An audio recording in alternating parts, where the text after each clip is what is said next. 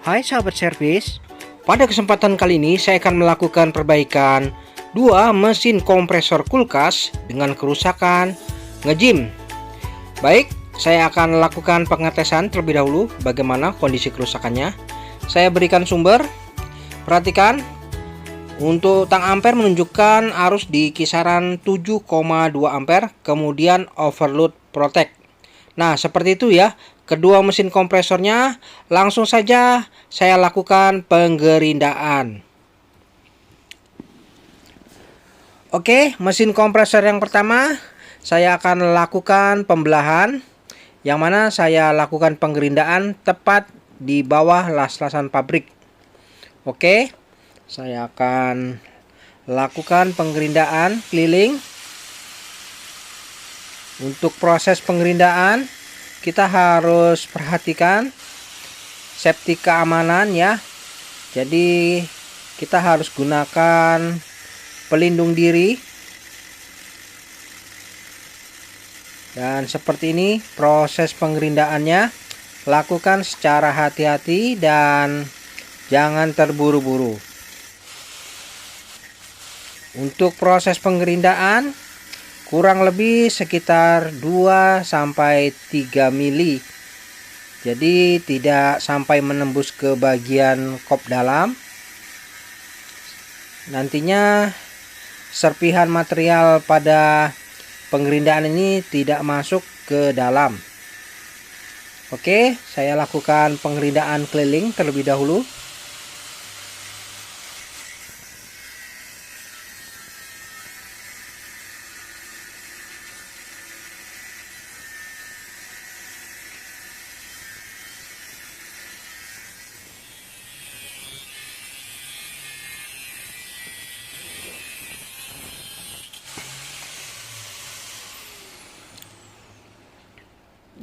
Baik, setelah selesai saya lakukan penggerindaan keliling, saatnya kita buka kop penutup bagian atasnya ini.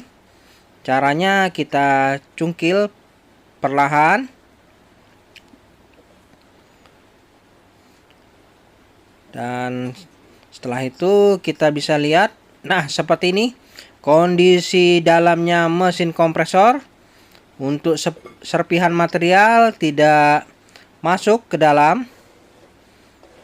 Dan untuk kerusakan ngejim, ini caranya cukup mudah proses perbaikannya.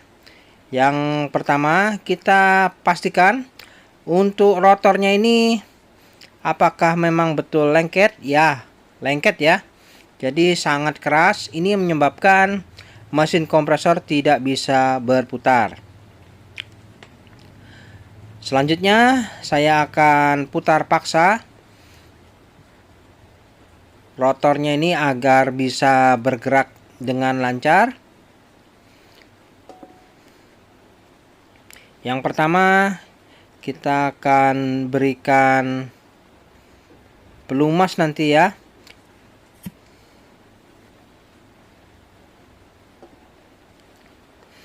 Oke, saya berikan pelumas pada bagian sekeliling rotor ini. Pelumas ini saya gunakan oli mesin kompresor sehingga bisa melumasi bagian-bagian yang sekiranya macet. Setelah itu kita akan lakukan pemutaran paksa pada rotornya ini. Oke, kita coba ya. Dengan menggunakan tang tidak berhasil. Ada baiknya saya gunakan palu saja. Dalam hal proses pemutaran paksa ini, hati-hati jangan sampai merusak spool atau kumparannya ini. Jadi kita lakukan secara hati-hati dan jangan terburu-buru. Pastikan rotornya ini bergerak dengan lancar. Oke, kita coba lagi gerakkan rotornya ini. Nah, ini sudah ada tanda-tanda rotor mulai bergerak. Kita bantu lagi, paksa.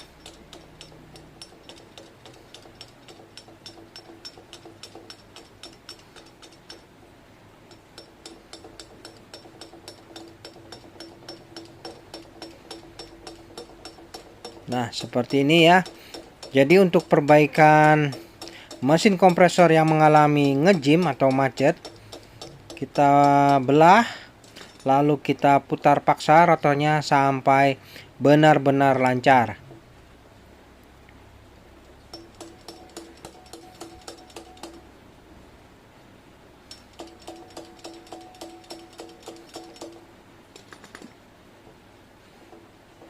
Nah, seperti ini.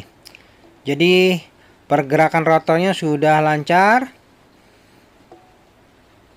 Oke, kita perlancar lagi ya.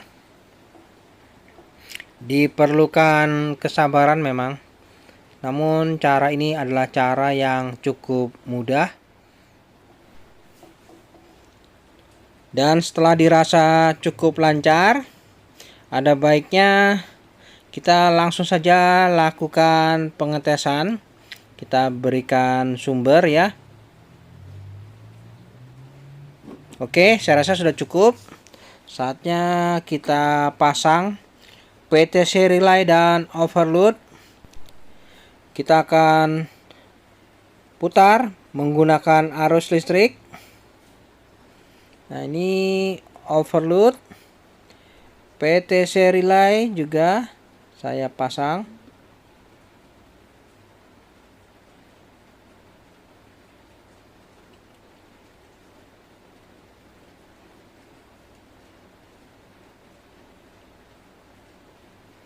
Oke, PTC relay dan overload sudah terpasang. Saatnya saya akan berikan sumber. Tidak lupa saya pasang tang ampere untuk melihat berapa besaran arus saat running nanti. Oke ya. Semoga saja berhasil.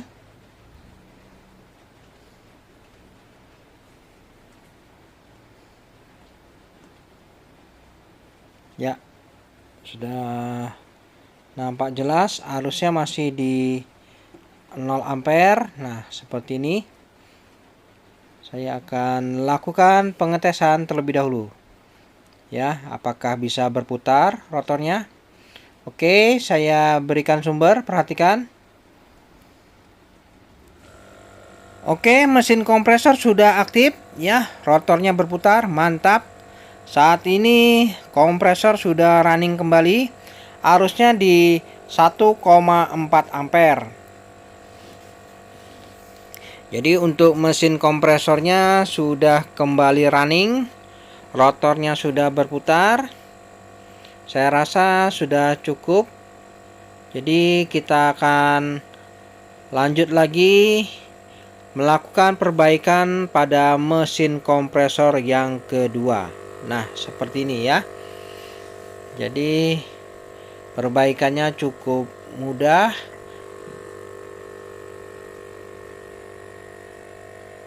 Oke ya, seperti ini. Kita akan langsung lanjut ke mesin kompresor yang kedua. Oke, untuk mesin kompresor yang kedua caranya sama saja seperti mesin kompresor yang pertama. Saya akan lakukan pembelahan terlebih dahulu. Ya, saya lakukan penggerindaan tepat di bawah las-lasan pabrik.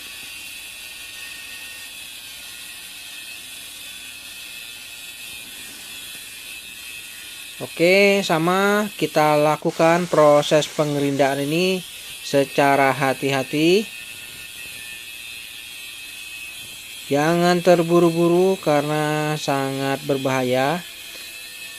Untuk proses pengerindaan ini gunakan juga pelindung diri agar tidak membahayakan diri kita.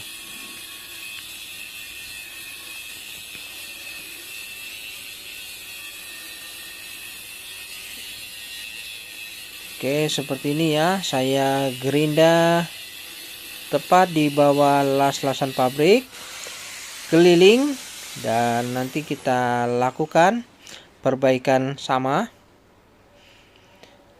Oke, setelah saya lakukan pengerindaan keliling, dan kita akan lihat lagi bagaimana kondisi dalamnya dari mesin kompresor ini.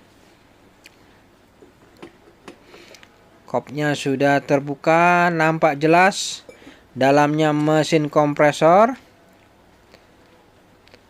Dan ini ada penyangga pernya, ini sedikit terlepas, kita kembalikan saja.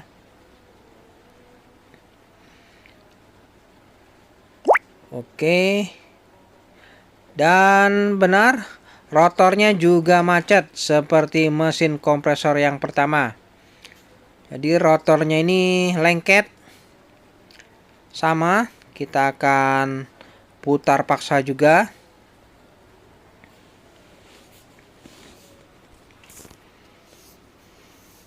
Oke, saya berikan pelumas terlebih dahulu pada bagian sekeliling rotornya ini.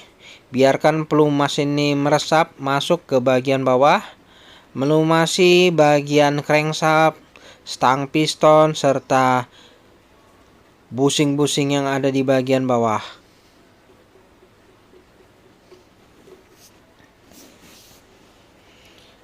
Selanjutnya, setelah kita berikan pelumas, kita akan putar paksa kembali untuk rotornya ini. Saya gunakan palu, lakukan secara hati-hati, jangan sampai melukai kumparan atau spoolnya ini.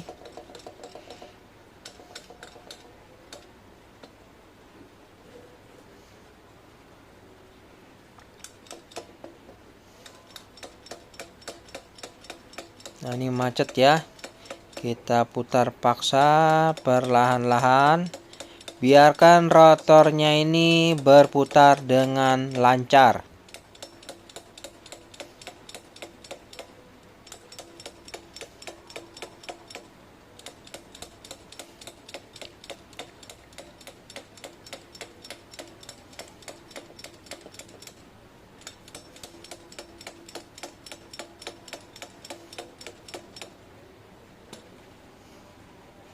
Oke, sudah ada kemajuan ya.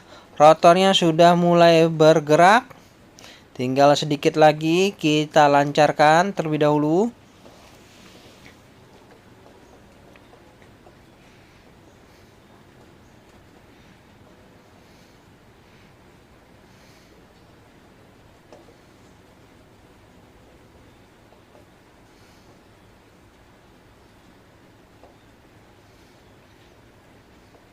Nah, iya, sudah terasa lancar.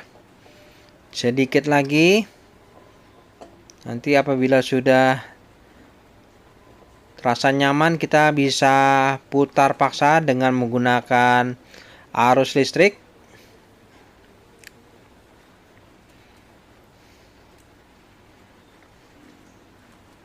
Oke, langsung saja saya akan putar paksa dengan menggunakan arus listrik. Saya pasang juga untuk overload dan PTC relay guna menjalankan mesin kompresor ini.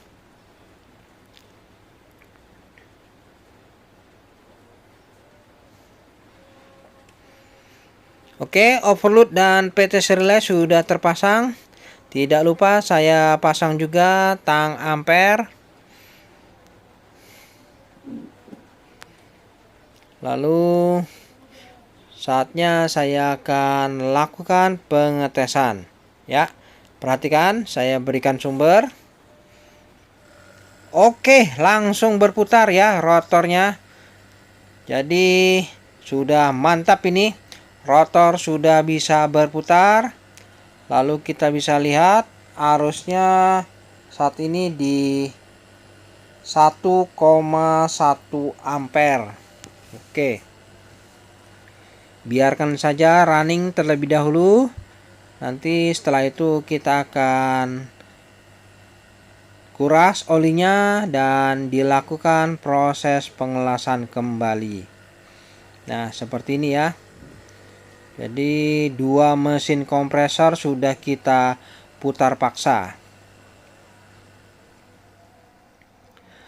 Baik teman-teman, setelah dilakukan tes running, saatnya dilakukan penutupan kembali ya.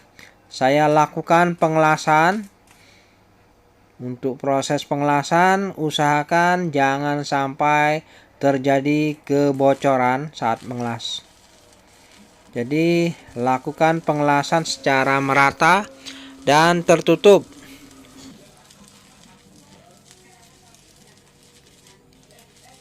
Oke, seperti ini cara proses pengelasannya, tidak terputus-putus. Jadi kita las saja terus menerus, tidak terputus-putus. Kita lihat nanti hasilnya apabila las-lasan yang cukup baik.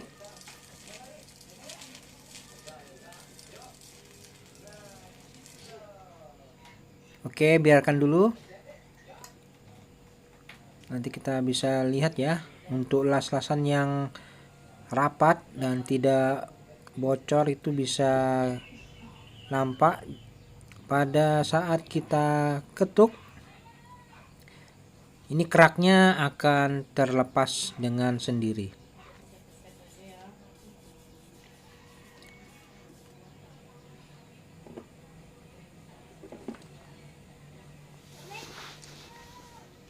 Oke, untuk hasil las-lasan yang tidak bocor itu seperti ini ya. Keraknya akan terpisah. Nah, seperti ini. Untuk hasil las-lasan seperti ini sudah lumayan buat pemula. Namun apabila kita sering berlatih, maka las-lasan ini akan semakin rapi. Oke, saya lanjut las keliling dan nanti kita akan langsung lakukan pengisian oli.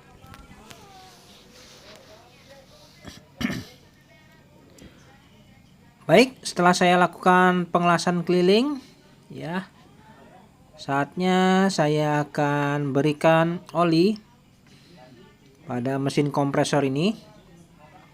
Untuk memasukkan pelumas oli pada mesin kompresor ini, kita siapkan oli secukupnya, kurang lebih sekitar 200 cc untuk jenis kompresor seperti ini ya. Lalu pipa hisap di bagian sebelah kanan saya tutup.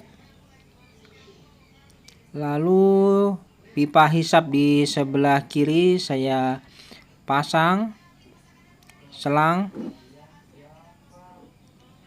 Setelah itu saya ukur arusnya.